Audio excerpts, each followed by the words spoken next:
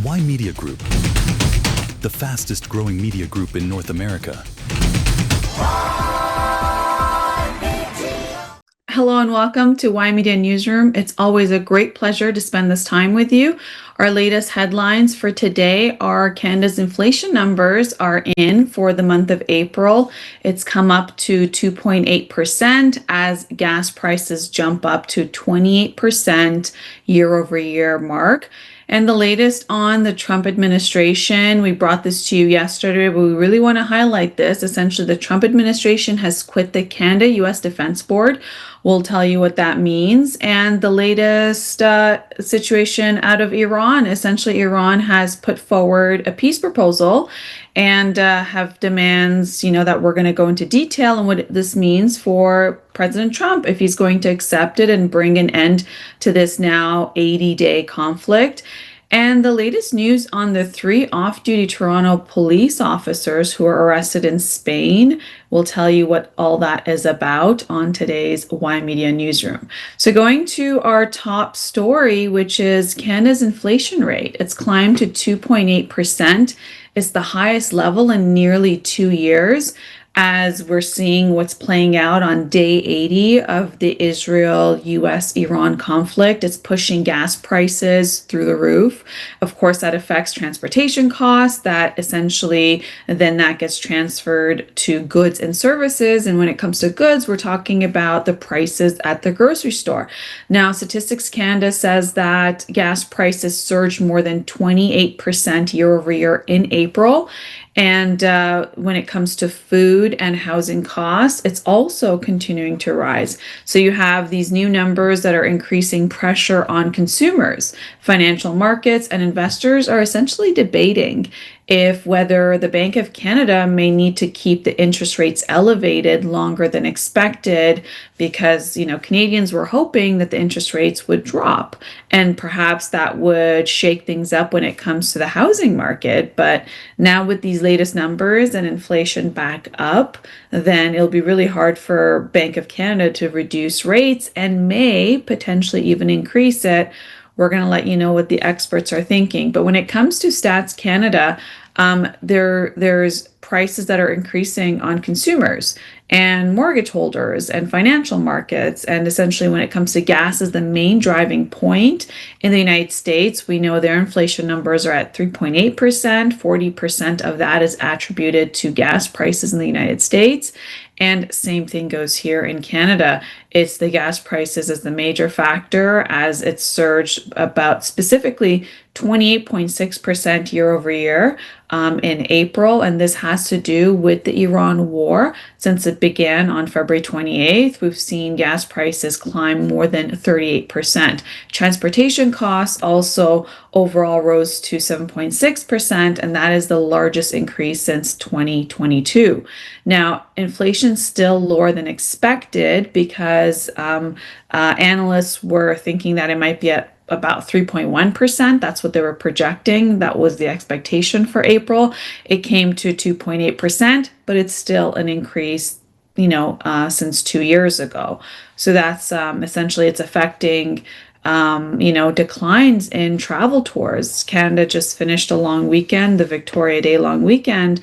And for Canadians that traveled, they felt what the prices were, whether it was traveling on a plane or even taking a road trip, and in terms of gas prices. And that of course adds on to hotels and everything else when it comes to spending at restaurants and grocery stores. So Canadians are feeling it. And when it comes to Americans, well, they have the Memorial Day weekend coming up. So next Monday is a holiday for Americans, and that is a time where whether they take road trips or they decide to take a quick flight somewhere, to visit family, well, they're going to really feel the gas prices and the increased prices when it comes to flight accommodations and everything else, and not looking so good for President Trump because everybody understands that gas prices have gone up because of the conflict in the Middle East. And today is day 80, and we don't really know when it's going to end. I'm going to bring you the latest on the peace proposal from Iran's side, but it's yet to be seen when this is going to come to an end. And even financial analysts are saying that even if the conflict comes to an end, we're not going to see gas prices come back to normal levels prior to the conflict that started at the end of February until 2027. So that means, if we're in the fifth month of the year, we're looking at 7 months of, pretty high prices when it comes to gas, which of course affects everything else. And we'll see that come down in next year. And that's just because of the backlogs in terms of production levels from, the GCC countries and shipments that have been disrupted with the Strait of Hormuz. Before, for example, when you had hundreds, of ships, vessels going through the Strait of Hormuz, it dropped to, just tens and twenties. So it's very significant drop, and to be able to catch up on all of that energy infrastructure and energy production and distribution, it's going to take some time. So now when it comes to one major surprise, according to Stats Canada, is that the core inflation cooled. What does that mean? That means the Bank of Canada's preferred core inflation measures, such as the CPI medium and the CPI trim, both declined towards roughly 2% to 2.1%, which suggests the main thing that we all know is that the main pressure and the increase to 2.8 is because of the volatility when it comes to energy pricing, right? You've experienced this in the last 2 months where gas prices are jumping, 5 cents, 10 cents, 15 cents, 20 cents, and fluctuating pretty significantly from day to day. So, when it comes to Dan Tegan, who essentially, gives us the rates for gas prices, essentially I was reading his blog, and he had mentioned that actually the cheapest time to buy gas outside of a long weekend is Saturday night. So after 6 p.m. and before midnight is when gas prices actually come down, and that is the best time to refuel. I mean, I'm going to take a look this week and see what the prices are on Saturday and see if there's a fluctuation, but that was his suggestion, consistently looking at, prices and over, many different provinces, that seems to be a trend. Now, when it comes to, what people were hoping in terms of Bank of Canada reducing its rates, well, it probably won't be so, as we see that food and rent still are rising. Canadians are still facing these increases on groceries, housing, transportation. The April data showed that food prices are up 3.5%, rent is up 3.6%, and passenger vehicle prices are up at 2.8%. Now, the markets are watching what Bank of Canada might do, as the Bank of Canada previously held its key interest rate at 2.25%, and some saying that, the bank saying it wanted more time to assess the situation when it comes to oil shocks, tariffs with the United States. We have the Kuzma review around the corner, which will bring you the latest on, and what would be war-related inflation pressures that we've seen take place with the conflict with Iran. So now the markets are debating whether Canada could still see another rate hike later this year. Investors are essentially saying that they're trying to price this in as a possibility of maybe a 25 basis point hike around the October announcement by the Bank of Canada, but of course that's to be seen. But more data shows, and you can see how interconnected everything is that geopolitical conflicts are now directly impacting Canadian households, right? So we've seen the oil price shock at the gas station, and it's linked to the Iran Strait of Hormuz crisis, which has essentially disrupted oil markets. When it comes to, production output, increased disruptions in the oil markets, increased shipping costs, of course, when it comes to just even insuring those vessels to go through that conflict-ridden, seaway, waterway, where you have, Iran essentially blocking the Strait of Hormuz, then you have the American vessels double blocking the Iranian ports, and then we've brought you the latest reports on vessels being seized and attacked. So, you can just imagine ensuring vessels to go through there is through the roof.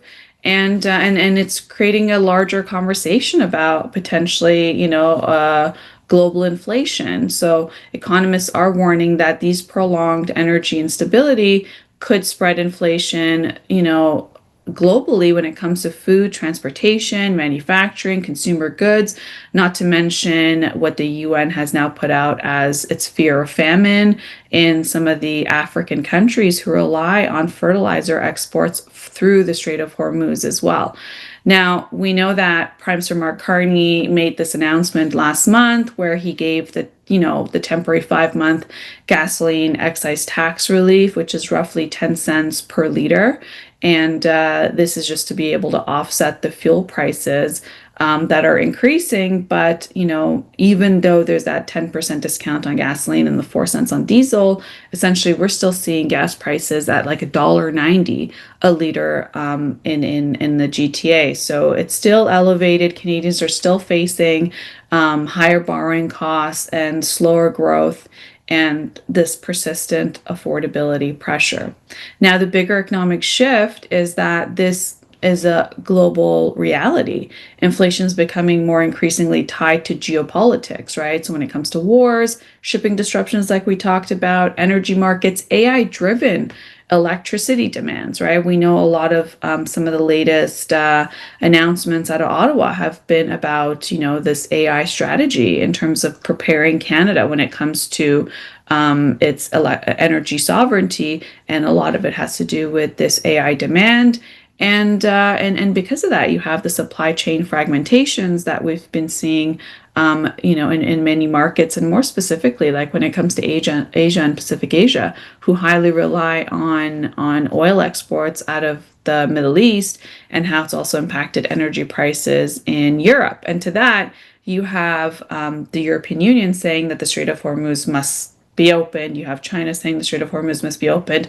So all that pressure comes down to President Trump and the negotiation with Iran. But, we're in a world where this prolonged era of conflict will impact global higher inflation. And geopolitical conflicts are directly impacting not just Canadians, but we're seeing that in American households as, their inflation numbers goes up, their gas prices nationally is at $4.53 a gallon. In a state like California, it's over $6 a gallon. So that's increased pressure there as well.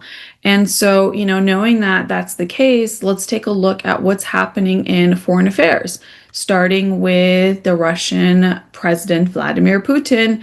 He is now in Beijing. So that was just a few days after Trump.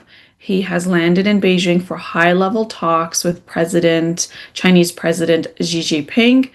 And we know that the 2-day summit between President Trump and Chinese President Xi Jinping, it ended up with mixed reviews of what did it really mean for the Americans versus, the Chinese, and what kind of a deal was made. But now we're seeing this thing where you have now the Russian president showing up in China and having talks. And so what this does is it's actually reinforcing Beijing's growing role as what is perceived now as the center of global diplomacy, right? Before President Trump's trip to China, there was speculation of what will happen with Iran, because we know that even though Pakistan is mediating the situation between the two countries, for a big part of it, right, to start the ceasefire that took place on April 8th, and then the first round of talks. But we know that from reports that China was also involved in those back channel talks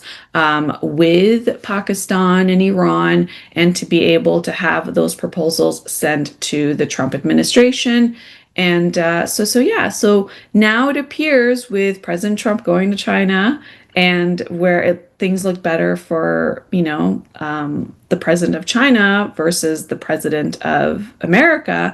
And now you have Russia there for what appears to be global diplomacy. And this meeting is expected to focus heavily on energy security and the Ukraine war, trade, and strategic cooperation between the two nations, because China has essentially become more dependent on China following the Western sanctions that have been placed on Russia since the war began with Ukraine. So now analysts are saying that this, essentially looks like what would be a broader strategy of positioning China as what would be the world's key balancing power, because of how China is situated and how China looks like it is essentially in a better position compared to other countries. And we can, I'll break this down. So we know that this trip that President Trump, the summit that took place in China with the American counterparts and President Trump, we know in that, well, essentially the red lines were drawn where Chinese President Xi Jinping said, the red line is Taiwan.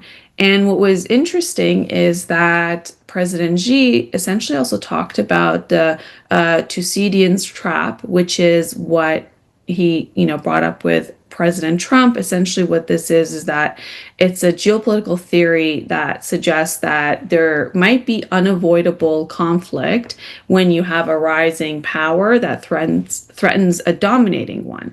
Essentially, he's saying that, US used to be the dominant power, and now you have China as a rising power, and for that, well, there's going to be conflict, and to avoid that conflict is to stay away from Taiwan, is the message in very simple terms of what China relayed to President Trump.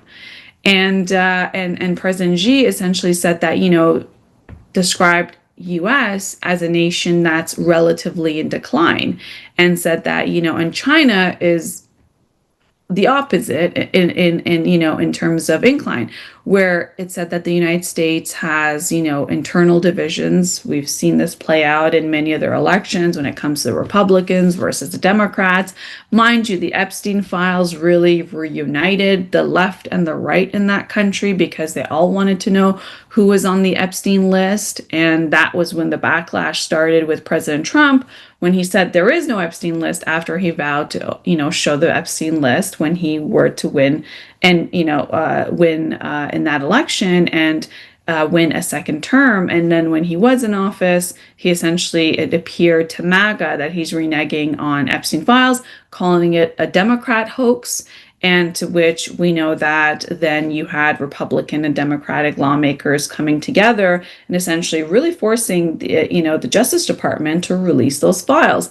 And we know that the files release date was missed, and then it was released in batches, and then there was criticism that a lot of the parts were redacted, so you couldn't really see many things. But even at that, there was a lot of revelations that came out, and this was during Pam Bondi's time at the helm of the Justice Department.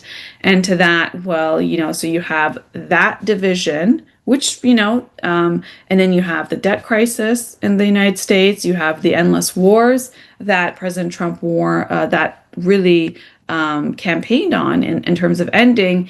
And then there's the saying, there's the theory, if you've heard it, but if you've not, it is that the East is rising while the West is declining, is the message President Xi relayed to President Trump on their 2-day summit. And to that, so now you have, Russian President Vladimir Putin, who's in Beijing now for these high-level talks, and just days after President Trump. And so it's looking like, China is the place to go to essentially go and ask for economic support, go and ask for economic diplomacy. And the red line is Taiwan. So now China's position as what could be a central diplomatic power when it comes to Russia, right? When it comes to the United States, Iran, and the global energy crisis. is a major factor. So we know that, President Trump visited China for talks on trade, Taiwan, AI, and the Iran war. And now Putin has arrived to China to talk about energy, Ukraine, military, and strategic partnerships, talk with China. And so, President Xi is positioning, Beijing as the place that you must meet, not him going to Russia or President Xi going to the United States, but the other way around, while you have, China really having its now access to Washington, D.C., the Trump administration, and the China influence in the Middle East conflict as well. And these are all major points. When it comes to Russia, well, it has increasingly become dependent on China since the Ukraine war began in 2022. When the Western sanctions have essentially pushed Moscow, pushed Russia into deeper economic dependence on Beijing, because now China is Russia's largest trading partner. It's its biggest energy customer, and for that, it means it's its major financial lifeline. And this relationship is increasingly becoming unequal because you have Russia heavily depending on China for some of those factors. And China is now holding more leverage economically and strategically when it comes to Russia. So when it comes to energy partnerships, that's the central part. Russia, well, here's some numbers. Russia supplied 38.8 billion cubic meters of natural gas to China in 2025. This surpassed the design capacity of the Power of Serbia pipeline.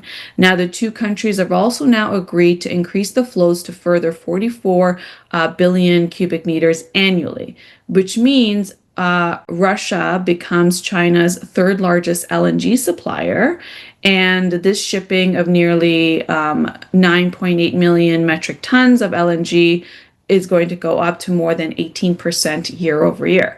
So now you have China and Russia energy that is, deepening. You have that level of energy security from China on Russia, but Russia, relies on it. And then you have that is the case when it comes to, how things have shifted since 2022 with the sanctions and the embargoes on Russia because of the war with Ukraine. And so now Putin needs China more than ever, right? You have those Western sanctions, you have this ongoing war with Ukraine that doesn't seem to be ending, and it's pushing Moscow more into, an economic dependence on China.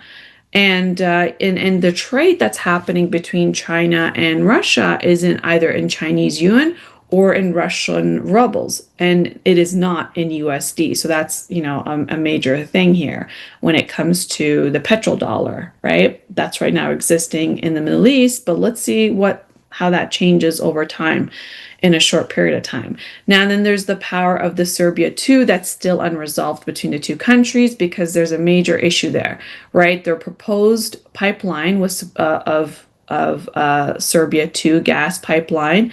It was proposed that it would go, it would be Russian gas that would go through Mongolia into China, but now Beijing is remaining cautious, and it's not, fully agreed on because China wants to diversify energy sources. So that kind of puts Russia in a situation where it really relies on China buying, and China saying, well, wait a minute, we want to be able to diversify our energy sources and not be completely reliant on Russia, and then we're reliant on the pricing model as well. And so Beijing is saying it wants cheaper pricing, and it wants the flexibility during this Gulf energy uncertainty to see how it can, work its way out with Iran and the other GCC countries when it comes to oil, right? Whereas when you kind of think about the Canada-US relationship, where Canada sends 90% of its oil to the United States from a pipeline from Alberta going south to the United States, essentially it's selling it below market rate, right? And so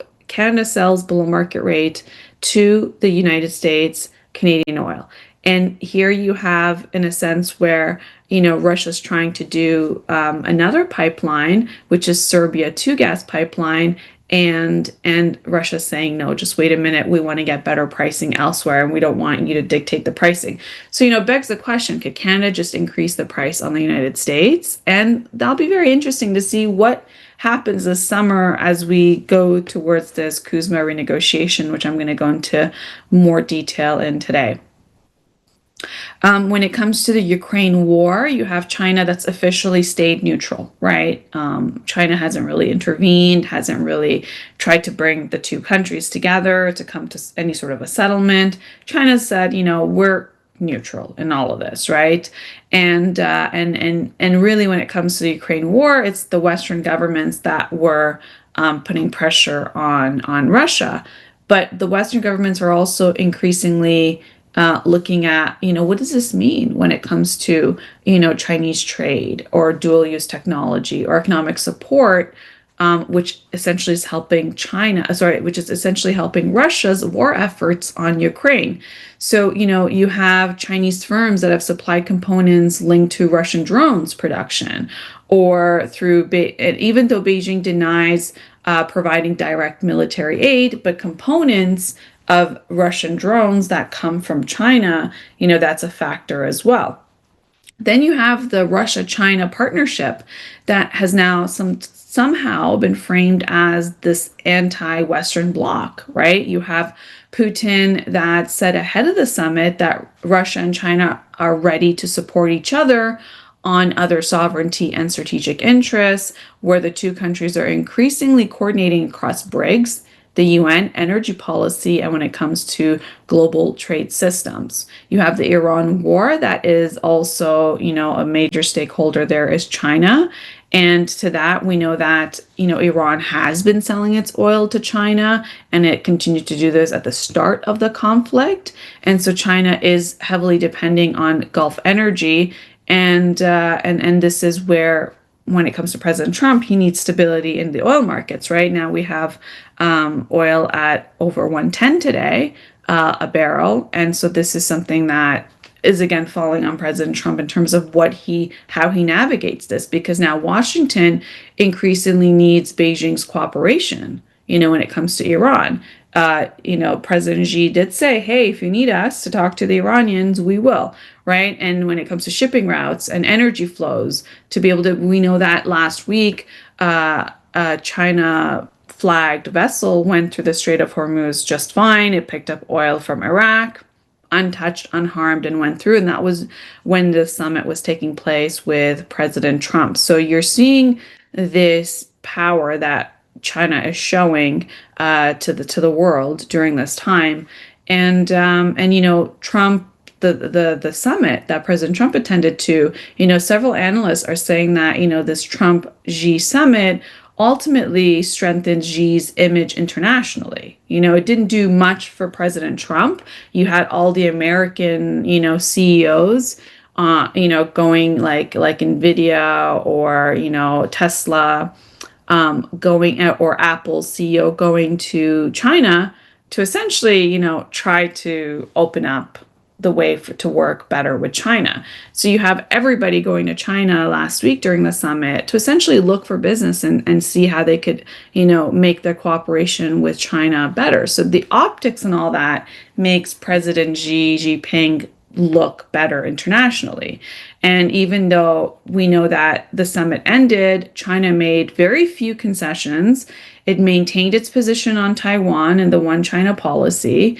It projected stability when you can take a look at the United States. That seems very unstable on so many factors. Trump at home is facing inflation concerns, oil price pressures, and growing geopolitical challenges. October is the midterms, not looking so good for the Republicans as they gerrymander the districts, which is redrawing some of the lines in their districts to make sure that they don't lose that many seats ahead of, the numbers that, we'll see at the midterms.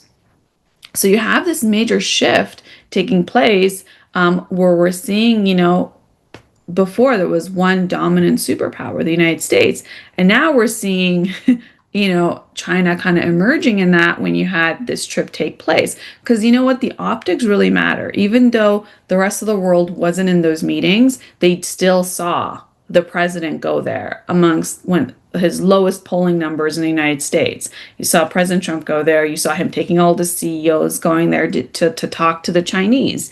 And so even though we can read about reports of what was said or what was not said, it's the optics of it in terms of, how it appears where you go all the way to China, not the other way around. It wasn't President Xi Jinping who got on his plane with a whole bunch of Chinese CEOs to go and do business in America. It was the other way around, right? So, and then we know, not many concessions were made in this, and you have, this entire thing where you're looking at the kind of the blunder this Trump administration is making one after the other, right? Many asking, like, was it critical for America to go to war in the Middle East with Iran? Like, did it have to happen? Because prior to that, you didn't have the Strait of Hormuz issue, you didn't have inflation problems, you didn't have, oil prices going through the roof, you didn't have any of those concerns. And now you do. And these are things that look like it won't ease when it comes to pricing until next year. So very huge on what is looking like for China. We're going to take a quick break and we'll be right back.